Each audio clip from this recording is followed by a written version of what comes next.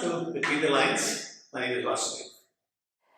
That was the first of the many episodes that we've had so far in which we've had such a musical beginning. Thank you so much, Vasudev. Welcome.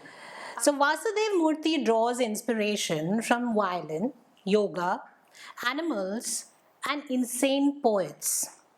His work has been translated into Japanese, Portuguese, Hindi, and Kannada. While he writes in multiple genres, what's most delightful to read is his crime and humor. Have you heard of a writer who asks his audiences to get tomatoes to his book readings? Vasu, what was that all about? We saw that video on your Facebook where you asked people to throw tomatoes at you. What was that? I think I'm actually being a social worker, if you think about it. Yeah, people are just sick and tired of these authors beating their own drum and talking about genres and perspectives and all the stuff. And my book was anyway a pretty insane book. I think you were referring to the Ramgarh Literary Festival. And I had realized that there was a whole bubbling, feeling of angst amongst the suffering public about all these highbrow writers and poets who have a very exaggerated view of them. And it was very important that I act as a social worker and give them some kind of release, like a pressure cooker, So when that happened, when the people saw me, talking about my book, about all these literary things, I said, now go for it. The violence with which the audience erupted and how grateful they were that finally they met someone who was prepared to, accept tomatoes and the general feeling of irritation that came through. So I think I deserve some kind of, some accolades from all of you for. Otherwise, it might have erupted into something more violent. So, anyway, that was what the book release was about. So, a satire, that too in an industry where you yourself get published? I mean, how did you manage to get away with that? Actually, I had no problem. Remember, I wrote this book based on practically true events. I actually saw most of this happening. Truth is always stranger than fiction. I saw some weird stuff. You had authors, sleeping on beds with bed bugs in them? Yes. I saw them. I saw the suffering that they went through, and I saw that after that suffering, they wrote wonderful stuff. So really, there's a whole story there. Life doesn't stranger than fiction. So while it might seem like this is impossible, crazy, but I'm telling you, most of it is actually based on truth, and then of course there's exaggeration after that. And let me tell you, the person who actually encouraged me to write about this book was a big name, one of the big names in the industry. Okay, she said, "You must write this book," and then I did. And then she encouraged me, and she took it forward, and we talked and talked. And then finally she came back and she said, our board of exalted, editorial people, those snooty types, they said Indians don't have a sense of humor. I'm really sorry, we can't take this forward.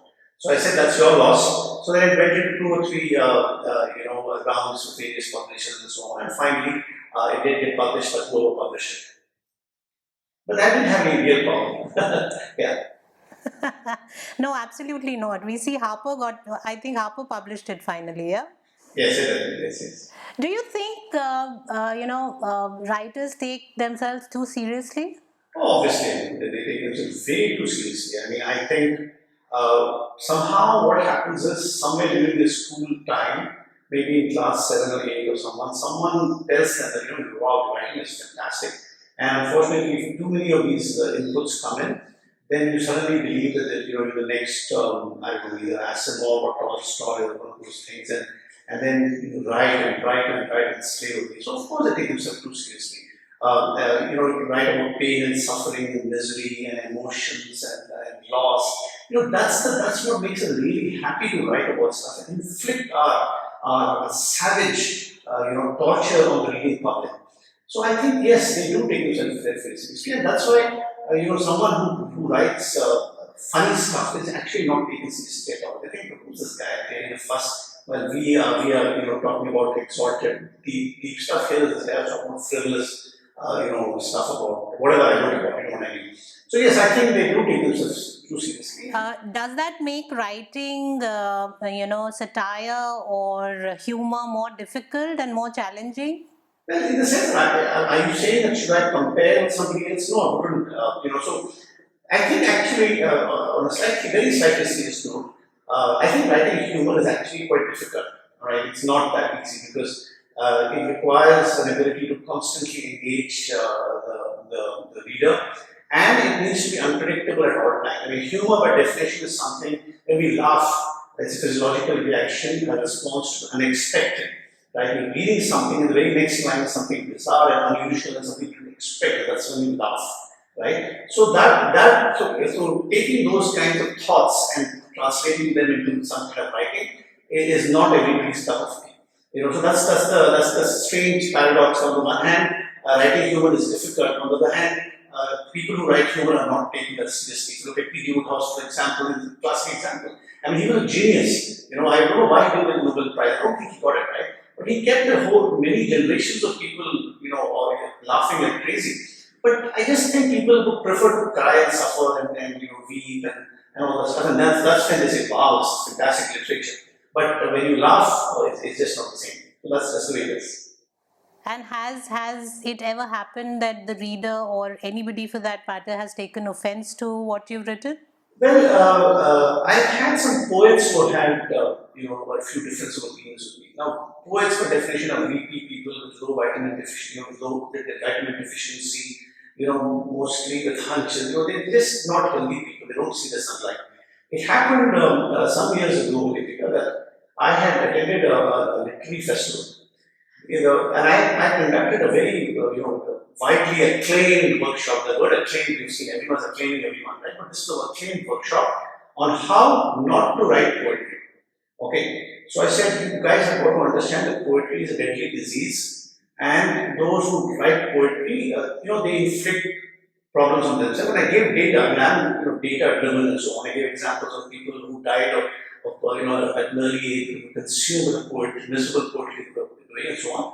And then what about the people who they inflict with their poetry? They suffer as well, right? So that was a train of thoughts, and I took an entire room full of people and I convinced them not to be poets. Unfortunately, there were two or three young girls. There were two or three young girls in that room who mistakenly believed that I was there to give them tips on how to write poetry, which was not the case. And so when they heard all this stuff, they actually cried. But they actually cried. They cried and said, "Mr. Murthy, you can't do this kind of stuff. Poetry is is the song of the soul and is the tears of the tears, whatever, all the stuff they keep on weeping about." So subsequently, yes, there's been a stunned silence. One of the things that had happened prior to the publication of this very, very damaging kind of a book, I used to get called by literary festivals all the time. It says, "Mr. Murthy, come moderate this discussion on this and that." And I used to moderate. One particular literary festival, I moderated 9 panel discussions, and I knew nothing about the panel topic. I knew nothing about it, but still I moderated it very, very well. I moderated it very well.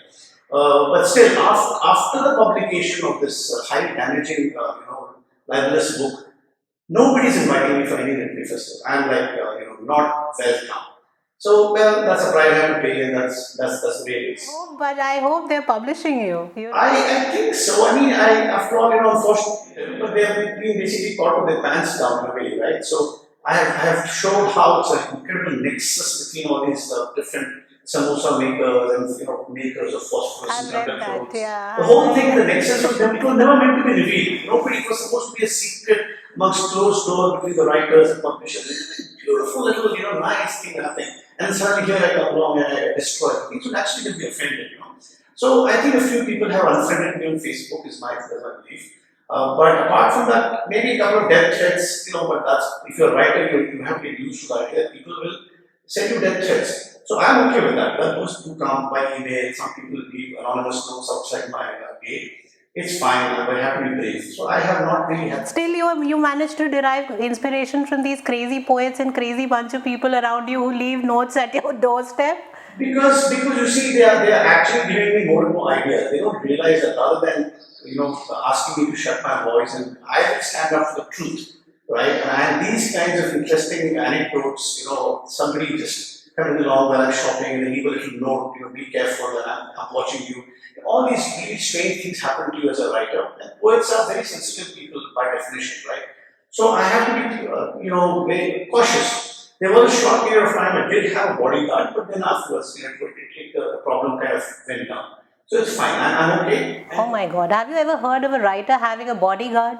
I did. Like I said, there is this typical persona of a poet, as somebody else said, vitamin deficient, slouching, all that. Then you have that thing, right? But then there are some other kinds, extremely tall, bulky kind of guys who actually turn out to be very sensitive poets. So those kinds of guys have approached me, and then it happens. We deal with it. Okay.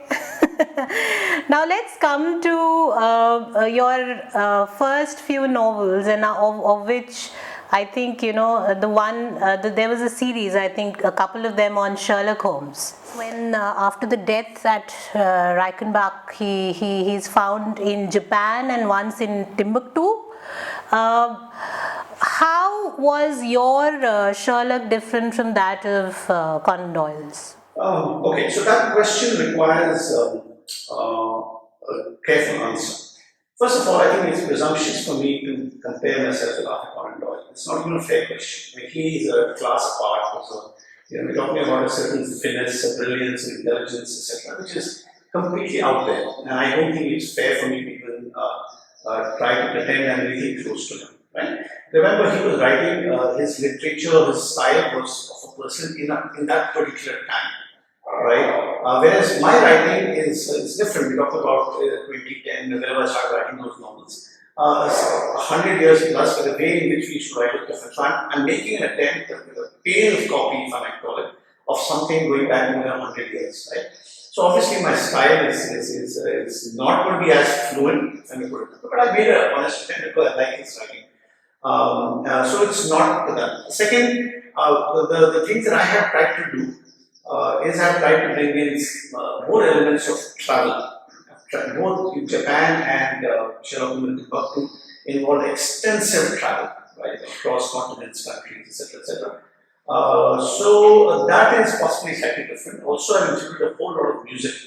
The musical elements in both things. For example, Timbuktu talks about the music of the Tuaregs, etc., etc. There's a lot of music going on. Not that it wasn't there, not that Conan Doyle's Sherlock Holmes, obviously. And by coincidence, again, a very pale comparison, he was Sherlock Holmes was a violinist, and so am I to some extent.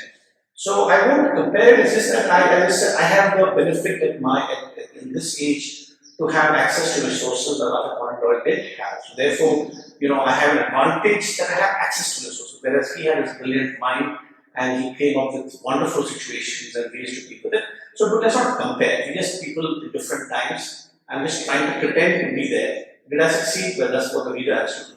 Okay, let's come to the fun part of the conversation now, and we'll ask you some quick questions, Vasu.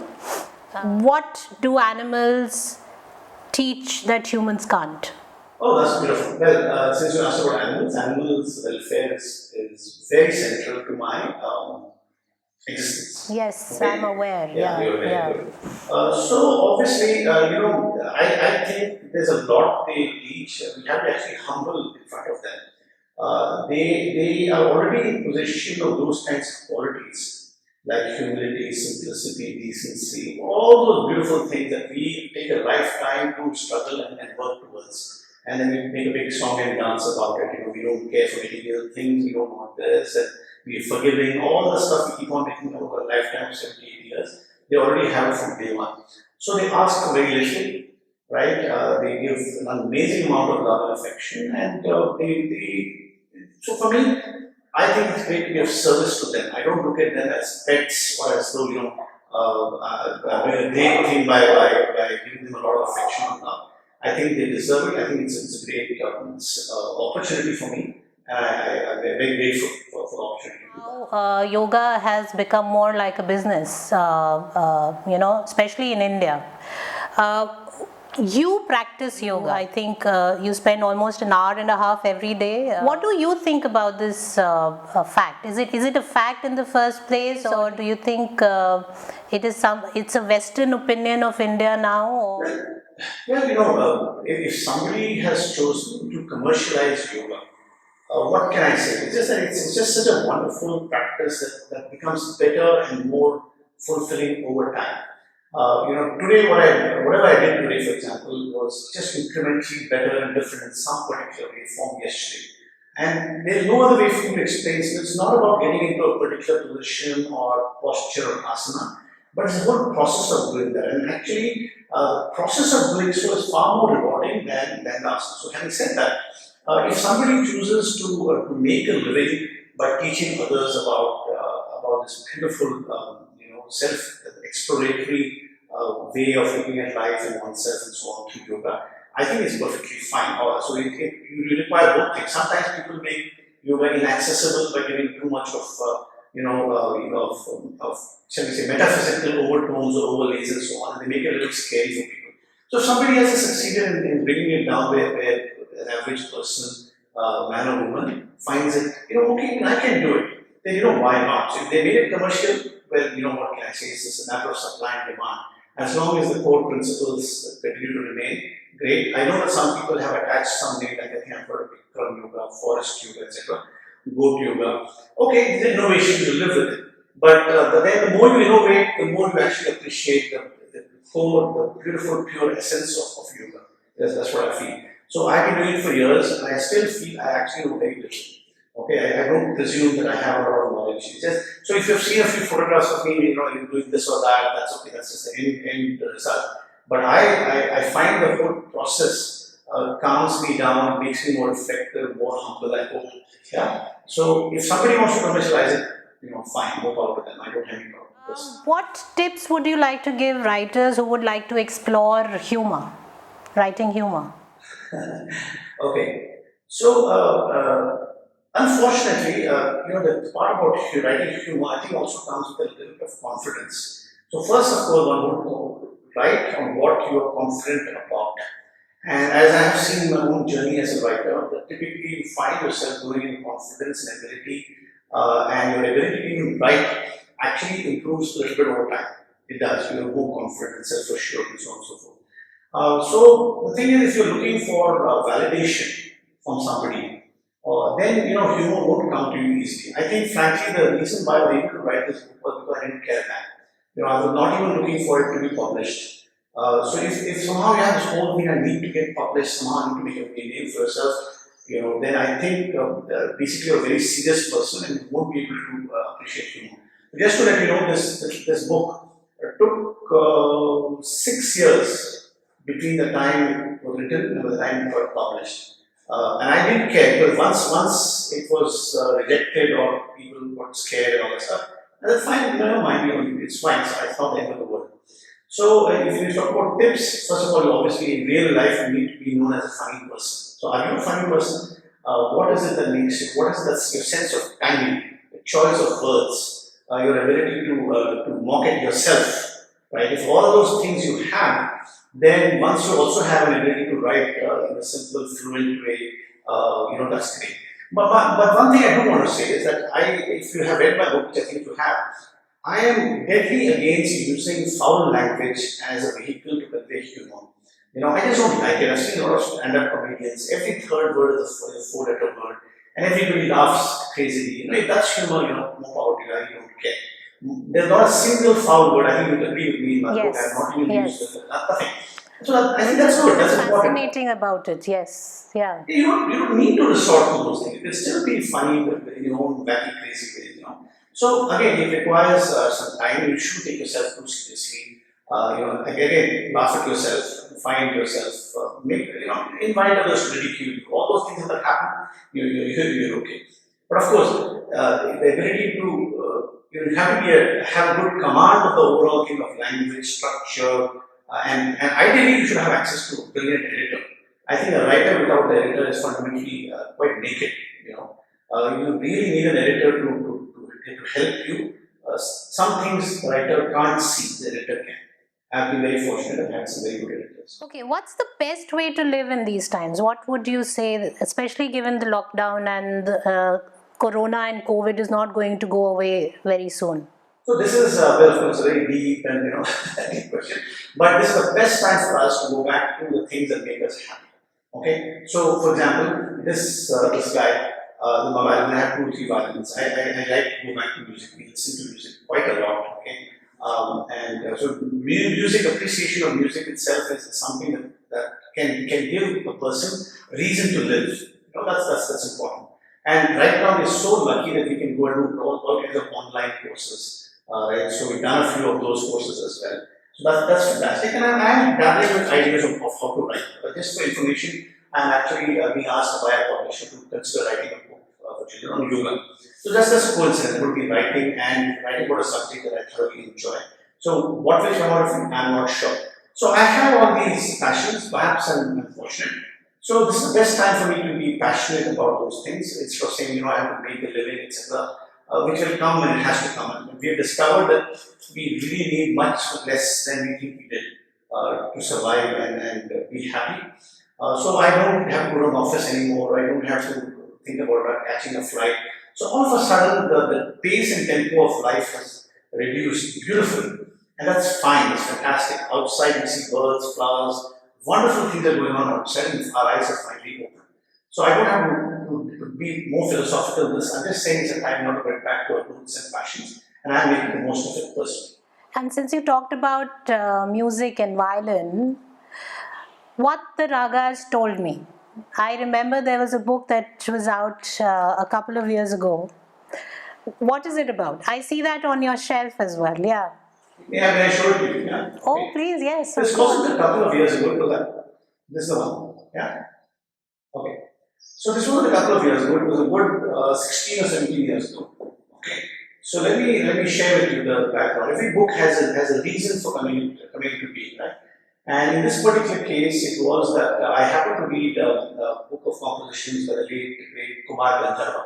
I'm sure you've heard of him, right? And he was an unbelievable genius. And to this day, I love to overdose on his music.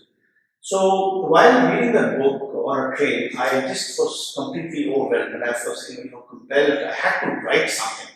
It felt like there was a story, the whole story behind the way he was expressing his thoughts. So the particular book came into here's the short version of a person meditating, and then he adds a tankura, which I think you may see behind me, a tankura to his meditative inquiries, and then the esoteric personifications, about 22 different classical works, come to him at different points in his life, and they explain their significance. Right? So whether it's Charukeshi or Bhageshri or Shrutisara or Bhairavi, they all are not just musical, complexes. They actually have a lot of deep meaning. So that's what this book was about, and I'm very fortunate that I had a publisher who saw what I was trying to do, and then he commissioned an artist with a book now. He commissioned an artist to go ahead, here we go, to actually do a few paintings to go with the book. Here's an example. Here's a painting, for example. So every chapter had a painting as a prelude. So this is this particular cover. This illustration relates to Bhairavi. Okay. So that is the ending chapter of the book.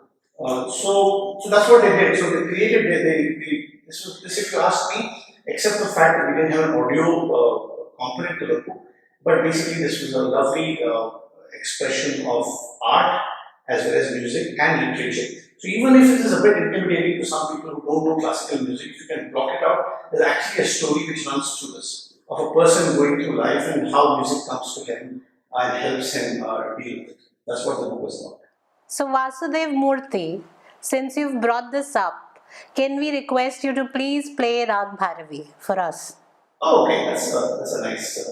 Thank you. So maybe just about a minute. Okay, here we go.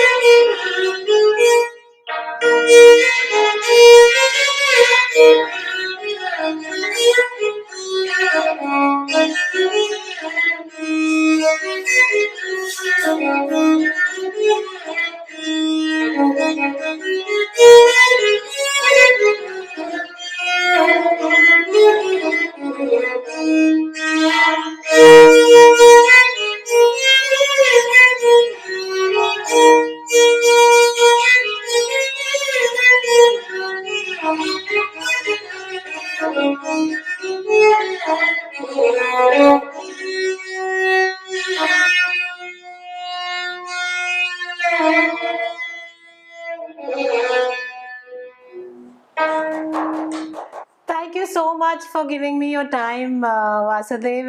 It was great fun talking to you, and I do hope someday we catch up again, talking more about music, listening to you play. Thank you. Thanks so much. We had fun. That was all for the episode today. I hope that it leaves you with some fond memories of what Vasudev Murthy spoke about.